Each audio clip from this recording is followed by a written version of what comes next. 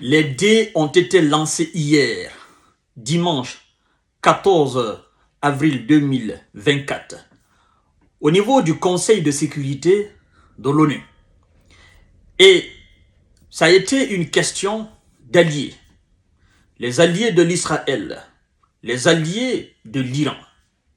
La Russie a tranché et a remis à sa place le secrétaire général de l'ONU, Antonio Guterres. Vous savez, cette fois-ci, ils se sont attaqués à un gros morceau.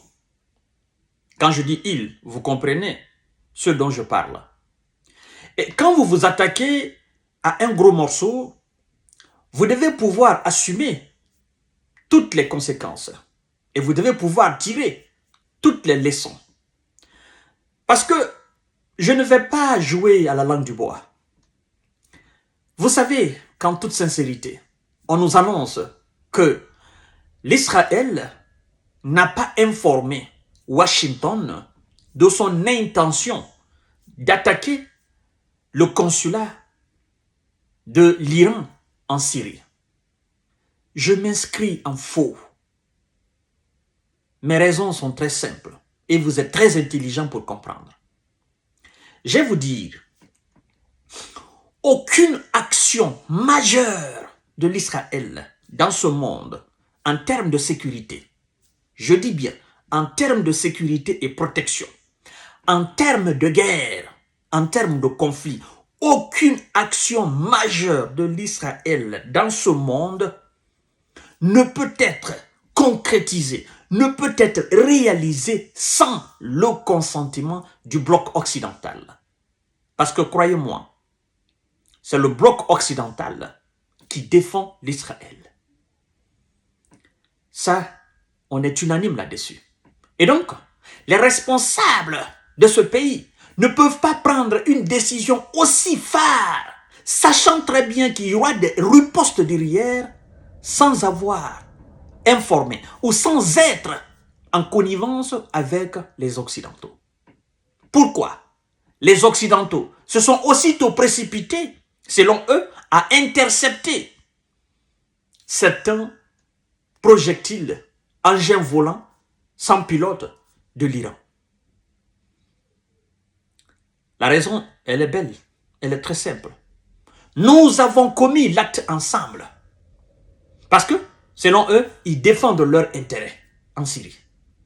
Et nous allons défendre ensemble.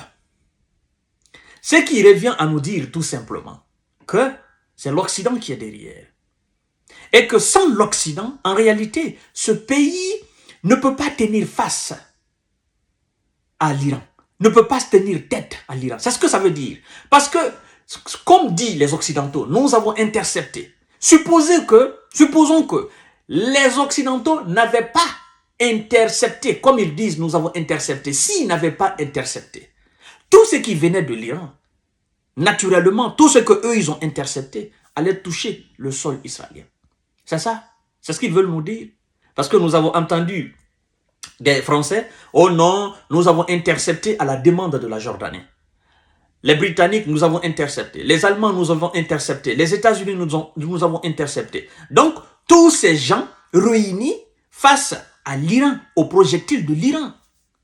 Nous allons parler tout à l'heure des missiles et des drones qui ont été utilisés par les Iraniens. Mais nous ne sommes pas encore là. Nous sommes au niveau du Conseil de sécurité de l'ONU. Et voici ce que la Russie dit clairement au secrétaire général de l'ONU et au monde entier, n'en plaise ou pas.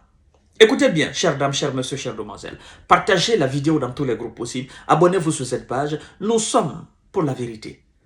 Nous n'avons pas de camp, nous n'avons pas de camp. Nous voulons la paix dans le monde. On s'en fout des alliés ou pas alliés, non. Nous voulons la stabilité de ce monde, la paix dans ce monde. Et pour avoir la paix, comme je l'ai dit hier, il faut que cette paix soit fondée sur une justice équitable, une justice réelle et juste, une justice impartiale et non partiale. Ça, c'est clair. Pas de deux poids, deux mesures. Juste un poids et une mesure. Point barre. L'Iran a riposté en raison de l'inaction de l'ONU face à l'attaque israélienne contre son consulat général à Damas, a lancé dimanche le représentant permanent russe auprès de l'ONU lors d'un conseil de sécurité convoqué après l'attaque, n'est-ce pas, de l'Iran contre l'Israël. Alors, chères dames, chers messieurs, chers demoiselles, le représentant continue. Le représentant de la Russie continue. Le représentant alors de Vladimir Poutine continue. Les déclarations clés, écoutez bien, du représentant permanent russe auprès de l'ONU. Il dit ceci, je cite, « La Russie appelle les parties impliquées à faire preuve de retenue. » Premièrement. Deuxièmement, il dit ceci, « La Russie appelle Israël à abandonner ses actions militaires au Proche-Orient. » Très important pour la paix. Troisièmement, il dit, l'Iran a riposté en raison de l'inaction de l'ONU face à l'attaque israélienne contre son consulat général à Damas. Ça, c'est la partie la plus importante de la déclaration. L'Iran a riposté face à l'inaction de l'ONU contre l'attaque de l'Israël, du consulat de l'Iran à Damas. Je l'ai évoqué hier dans mon émission. Qu'est-ce que l'ONU devait faire une fois qu'elle a appris, à partir du moment qu'elle a été mise au courant de la destruction de ce consulat? Qu'est-ce que l'ONU a fait? Quelle disposition ou quelle décision l'ONU a prise? Absolument rien. C'est pourquoi la Russie dit l'inaction de l'ONU. L'inaction de l'ONU. Et laissez-moi vous dire, en toute sincérité, l'Iran, la riposte de l'Iran, elle n'est pas isolée. La riposte de l'Iran, elle n'est pas isolée. Et l'Iran n'a pas été isolé dans sa riposte. J'en suis sûr que les alliés ont été consultés. J'en suis sûr que les alliés aussi ont donné leur approbation, ils ont donné leur accord. J'en suis sûr. Parce que l'Iran aujourd'hui ne peut pas faire une action majeure militaire sans avoir consulté ses alliés, la Russie, la Corée du Nord, n'est-ce pas, la Chine, le Brésil, l'Afrique du Sud, voilà ces pays, n'est-ce pas, du BRICS. Ça c'est clair. Parce que nous sommes dans une question d'alliés entre eux. Avant qu'un allié ne fasse quelque chose, il doit consulter forcément ses alliés. Pour qu'il y ait une étude de faisabilité, afin de pouvoir assumer les conséquences après. Mais j'en suis aussi sûr que si cette attaque contre le consulat de l'Iran n'avait pas lieu, l'Iran n'aurait jamais attaqué l'Israël. Ça, j'en suis sûr. Ça, j'en suis sûr. Ça fait longtemps qu'ils sont dans cette forme de tension hybride, dans cette forme de guerre par procuration entre eux là-bas. Mais une action aussi majeure, si l'Israël n'avait pas commis cet acte, je ne suis pas sûr que l'Iran allait attaquer. Oui, parce que ce serait une guerre ouverte. Mais qu'est-ce qui retient aujourd'hui les Occidentaux? En grande partie, parce qu'ils savent que réellement, ils n'ont pas raison. Mais ils ne peuvent pas l'admettre, parce qu'ils veulent être le plus grand peuple du monde. Ils ne veulent pas l'admettre qu'ils ont commis une erreur monumentale. Et que si demain, il y a réellement montée grave, négative de tension, ils seront pris en grande partie responsables de ce qui, alors, va se passer. Parce qu'eux-mêmes n'ont absolument rien fait contre cette attaque-là. Ils n'ont pas condamné. C'est-à-dire ils ont déclaré qu'ils se sont tués là-dessus. C'est ça aussi la malhonnêteté intellectuelle du côté occidental. C'est ça. Parce que la Russie ne va jamais permettre l'un de ses alliés, la Chine ne va jamais permettre, la Corée du Nord ne va jamais permettre à l'un de ses alliés d'attaquer quelqu'un sans motif valable, sans raison valable. C'est impossible. Parce qu'ils savent que ce serait une déclaration de guerre. Alors, la Russie considère comme inacceptable le silence de l'ONU sur les raisons de l'escalade du conflit au Proche-Orient par un certain nombre de pays occidentaux. Le silence de l'ONU. Bon, la Russie sait de toutes les façons que tout ce qui est ONU est du côté du bloc occidental. Mais c'est pourquoi elle s'en fout. Mais elle est là quand même. Elle se dit, ben je suis là. Même si nous sommes en guerre, mais je suis là. Quand il y a des problèmes, je vais casser vos papos. C'est ça. Je vais vous remettre à votre place. Et vous savez que vous ne pouvez pas me chasser d'ici. Parce que sans moi, il n'y a pas de sécurité dans le monde. C'est ça la Russie. Partagez la vidéo dans tous les groupes possibles.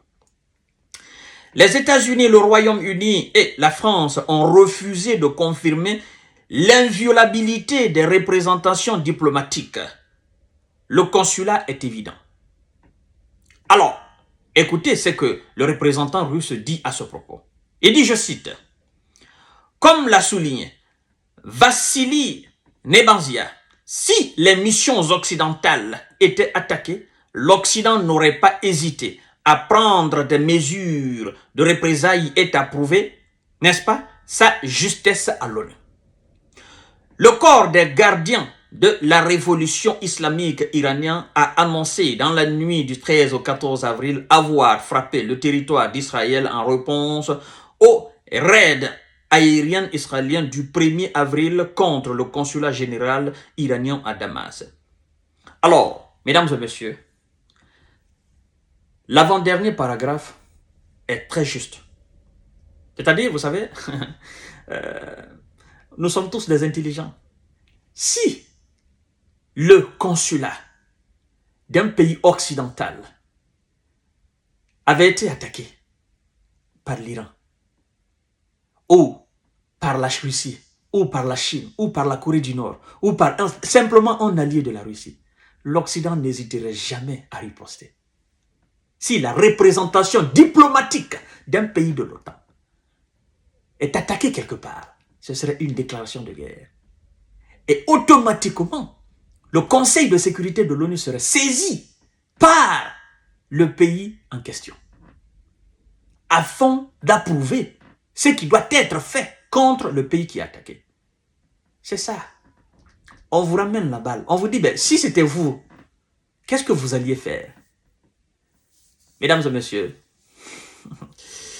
la multipolarité du monde fait très très mal aux Occidentaux. C'est-à-dire ce contrepoids. Vous savez, eux, ils parlent de rapport de force en Ukraine. Mais en réalité, il y a un véritable rapport de force aujourd'hui qui fait face à eux. Et ils ont du mal à digérer cela. Ce rapport de force, ça c'est le bloc BRICS. C'est ce qui fait énormément mal. Et ils voient qu'il y a tellement de moyens dans ce rapport de force qu'ils ne peuvent pas s'hasarder à s'attaquer à eux. Et je crois que ça va continuer comme ça. Chères dames, chers messieurs, chères demoiselles, vive la paix, abat la guerre, que le Tout-Puissant, l'Éternel, nous protège. C'est tout simplement ça. À tout à l'heure pour notre série d'informations. Partagez la vidéo dans tous les groupes possibles. Merci beaucoup.